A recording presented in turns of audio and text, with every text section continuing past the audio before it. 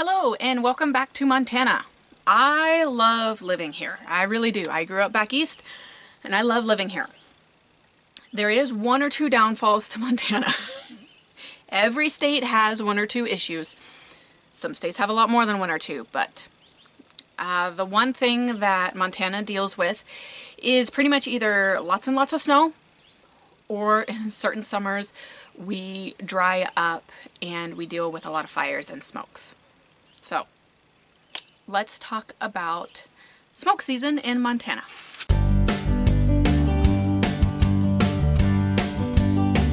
Those of you who don't know me, I'm Cece. My husband Kirk and I homestead in the big beautiful state of Montana, and it is in the middle of July, which means the water essentially has gotten turned off, meaning it rains very, very little.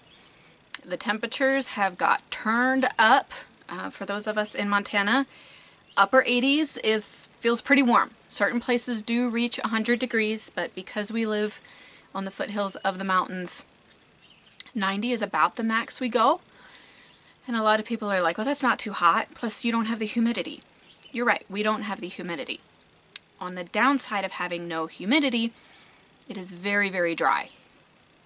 I'm looking around and my yard is turning brown, and I can put water on it and it will still just continue to die because I can't keep enough water on it.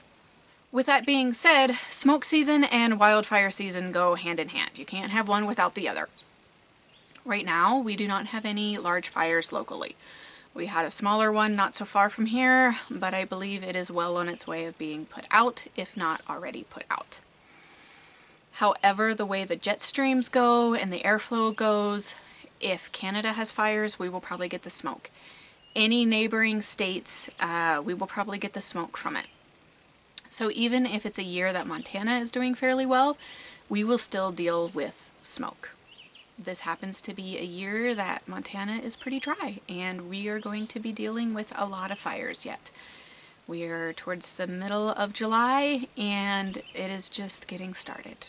So let me show you around a little, and then I'll talk to you about what I do to protect my sinuses and allergies from the smoke.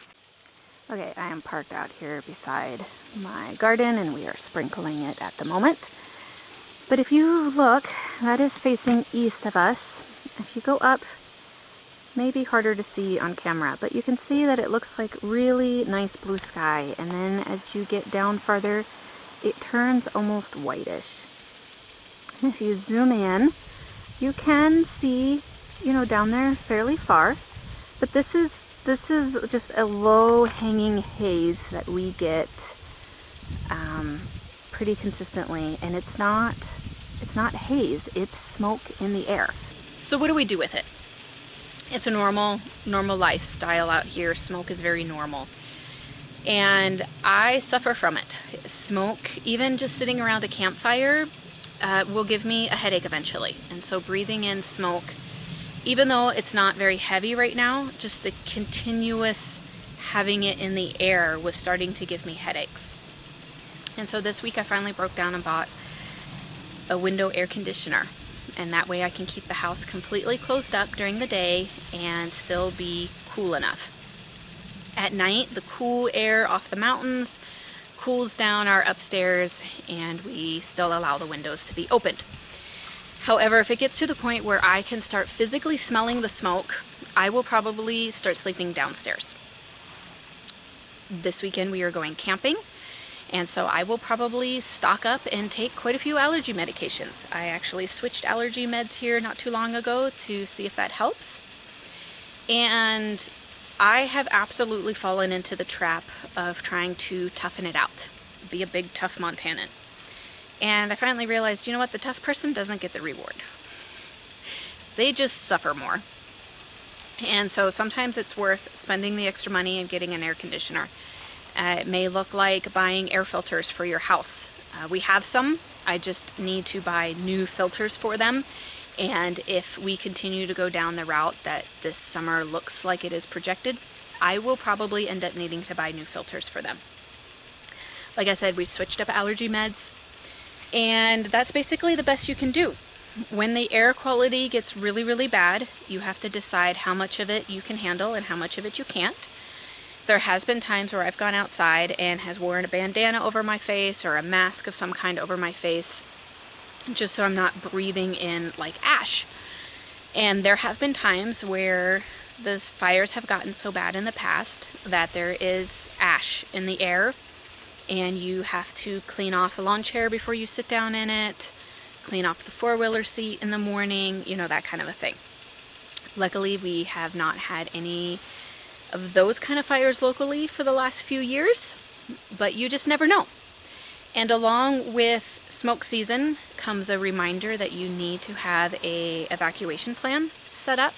You need to know your routes to be able to get away. You need to be able to know what you're going to take. And so if that is something you guys are interested in learning about, what we would personally do if we were ever told we needed to evacuate, I am more than willing to share that. Yeah, these are just some things that we deal with when we live here in Montana. Maybe one of the very few things that I dislike, but most of the other things completely make up for it. So anyways, I need to continue to get ready for camping. It is interesting to try to plan overnight trips when you have dairy cows that you need to take care of, but luckily for us, our so-called camping spot is only several more miles up the road, and my husband normally just takes the side-by-side back in the mornings and then in the evenings to do barn chores, and that's how we do vacation, but yet still take care of all the animals at the homestead. So until next time, hope you guys have a great one.